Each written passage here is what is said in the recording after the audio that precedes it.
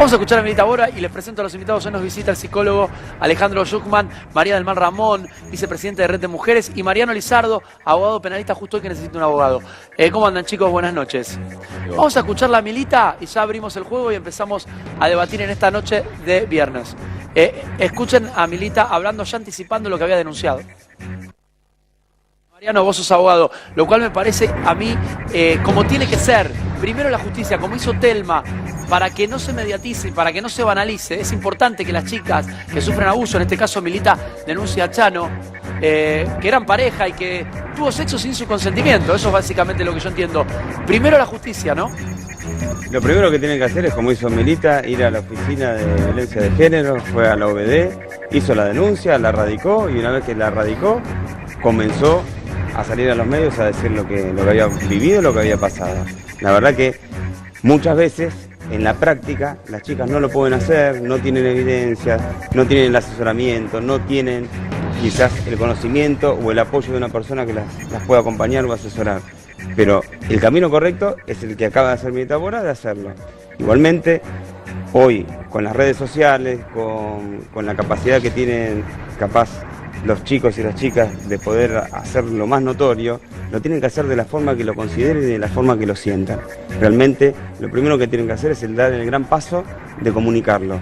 A partir de ahí, es un gran disparador para que puedan resolverse o puedan tener ayuda, si quizás no la tienen, para poder ser orientados. Hay ONG, hay muchísimos abogados, lo estuve viendo que me sorprendió en redes, abogados que ofrecen su patrocinio gratuito en casos de violencia de género. Bien. Los violadores, en el 60% de los casos, son hombres del círculo más íntimo de las mujeres. No son monstruos marginales. Generalmente se da en los casos de menores de edad y cuando es intrafamiliar. En el caso de adultos, las estadísticas dan que generalmente son personas que no son conocidas de las víctimas. En el caso de menores, creo que es casi un 90 y pico %. Sí. Recién, a partir de la adultez o después de la adolescencia, se dan los casos de terceros extraños. O sea, vos decís que cuando los niños y adolescentes es en el grupo intrafamiliar, un tío, un primo, no sé. No llega al 100%, abuelo, pero está muy cerca y está comprobado. Es tremendo, es tremendo. Para mí es una cosa, o sea, un espanto. El enemigo está cerca. Un espanto. Te pregunto a vos, Marian, querido, porque con este tema que muchos dudan, pero yo creo que los que dudamos, y digo yo porque yo tampoco conozco el tema, pero cuando escuchás que alguien duda, pero ¿por qué no lo contó hace 10 años? ¿Y cómo ahora viene a contar que la violaron? ¿Por qué no lo dijo? Bueno, lamentablemente, además de lo que le pasa a una mujer que no lo puede contar, se van perdiendo las pruebas. ¿Uno puede probar una violación 10 años, 15 años, 8 años después? Es muy difícil, realmente es muy difícil, porque vos, los temas de delitos sexuales tenés muy pocas pruebas, porque generalmente se dan en un ámbito privado, en un ámbito de 4 paredes, o sea, son delitos que se cometen en forma interna.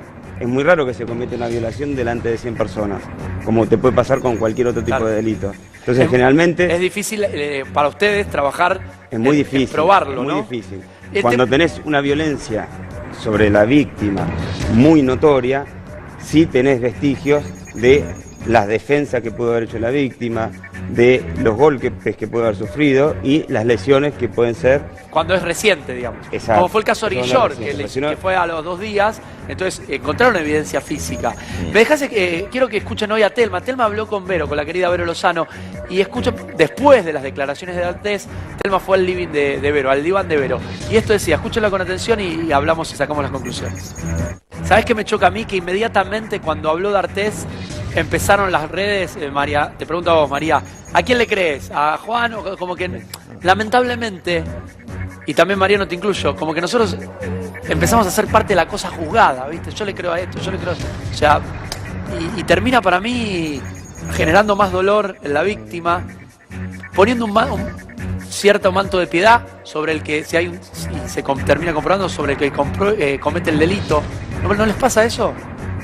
Es revictimizar una y otra vez, o sea, se revictimiza cuando tiene que ir a hacer la denuncia, cuando tiene que pasar por el trauma de una revisación médica, cuando tiene que escuchar a su ofensor decir, no, estás equivocada, en realidad vos fuiste la que viniste hacia mí. O sea, es poner a la mujer y revictimizarla una y otra vez hasta el cansancio, que es una de las cosas que tienen que empezar a cambiar, y la perspectiva de género que tenemos que empezar a pensar es que la mujer tiene que parar de sufrir ese tipo de situaciones. O sea, es volver a formar la grieta, como bien decía, y todos se empiezan a tomar parte de decir, tiene razón, no tiene razón, y es volver a poner en duda lo que la víctima tuvo el coraje de salir a decir. Él le dice, bueno, ¿te acordás que me tenía ganas, que tenía fantasías sexuales conmigo? Eso dice Juan D'Artés en su defensa. Sí. Y acá, Mariano, estamos en el cuadro de pedofilia, digamos, ¿no? De 46, 16. Digo, hay una... A ver, lo que más allá de... Saquémonos de la estructura del no abogado. No es estupro, yo te lo tengo que decir como papá. O sea, sí, a mí viene una nena de 16 años y tengo la situación que refiere que tú... Se te mete en el cuarto, se encierra en tu cuarto. Lo primero que hago es decirle al otro adulto que está conmigo, decirle, che, me acaba de pasar esta situación. Sí. Llamá a los padres, llamá al responsable, porque la verdad no quiero tener problemas.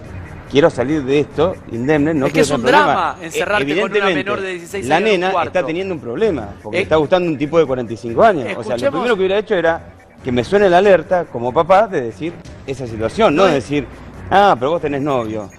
No, como intentando decir que la nena ya estaba sexualizada y que el mayor problema es del adulto, pues la nena puede estar cumpliendo la fantasía del graduado, la vieja película.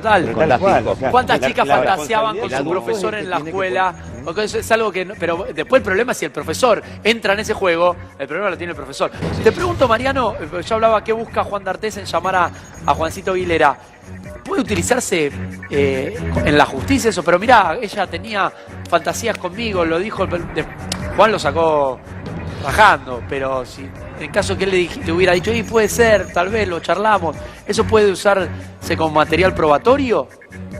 Primero noto que hubo un intento de manipulación por parte de la persona que realiza el llamado para intentar vulnerarlo a Juan y decirle, ¿te acordás de que pasó esto? O sea, puso en boca de él situación que le iba a mejorar evidentemente su situación procesal. Eso no creo que se le haya ocurrido a D'Artés, sino que eso viene de una estrategia defensista netamente machista, porque solamente un hombre puede pensar de esa manera, ¿entendés? En querer defenderse diciéndole, acordate que tuvo una fantasía. ¿Y por qué eso? Porque como bien decía Marimar, vos pensás que tenemos jueces todavía que están de la época de la dictadura militar. O sea, la justicia es patriarcal 100%. Desde la cantidad de mujeres que ocupan la magistratura hasta del pensamiento. O sea, te podés llegar a sorprender de la mentalidad que tienen los magistrados argentinos. ¿Y sabes por qué? Porque vienen de una cultura, una preparación y muchos años de vivir de esta manera. No, absolutamente de acuerdo, y es importante que destaquemos hoy con lo que decís vos, que no más hace 2 semanas fue el fallo de Lucía Pérez que decía que esos hombres no la habían violado porque le habían llevado Sindor con medialunas. ¿Y qué clase de violador lleva Sindor con medialunas? Y que además ella había tenido relaciones sexuales consentidas en el pasado, entonces se entendía que nunca podía ser víctima de violación porque antes había consentido relaciones sexuales. Entonces, son esos... Así tenés varias. Esa es la justicia con la que estamos tratando. Como que la luz apagada no había sido violación porque la luz estaba apagada, como que... ¿Pero esos son atenuantes a la hora de un caso de violación? No solo atenuantes, o sea, fueron personas que fueron absueltas. Absueltas por... de una chica que iba a ser violada y le dice, usá preservativo y se lo da, entonces dice, hubo un consentimiento, o sea, hay fallos aberrantes. Tenemos, además tenemos uno que volvemos como a un tema del principio de qué clase, de la clase de víctima, ¿no? Que fue un fallo muy polémico en el mundo, que fue el fallo de La Manada en España, que fue una chica víctima de una violación por 5 tipos, y el juez dijo que ellos no merecían una pena de violación sino de abuso porque ella, después del hecho, había seguido con su vida y se había sacado fotos para Instagram y se había ido de vacaciones. Entonces el juez entendía que qué clase de víctima que sobrevive a una violación puede volver a reconstruir su vida, entonces a ella no le debió parecer tan grave, entonces fue consentido. O sea, estamos trabajando con ese Poder Judicial. María, imagínate una víctima la voluntad después de saber todo Y esto. va a querer ir a ¿Quién va a contarlo. querer denunciar? Es por- Animarse a hablar. Quiero ¿Quién escuchar, va a querer animarse? quiero ponerle el último ejemplo del día de hoy. Roberto Petinato, Fernanda Iglesias, periodista, fue panelista de Duro de Domar mucho tiempo. Cuentan que un día Petinato se masturbó delante de ella en un camarín. Marianito, ¿cuándo van a llenar toda la cancha? No, mentira, hincha de Vélez. Sigan poniendo estrellas, sigan poniendo estrellas que...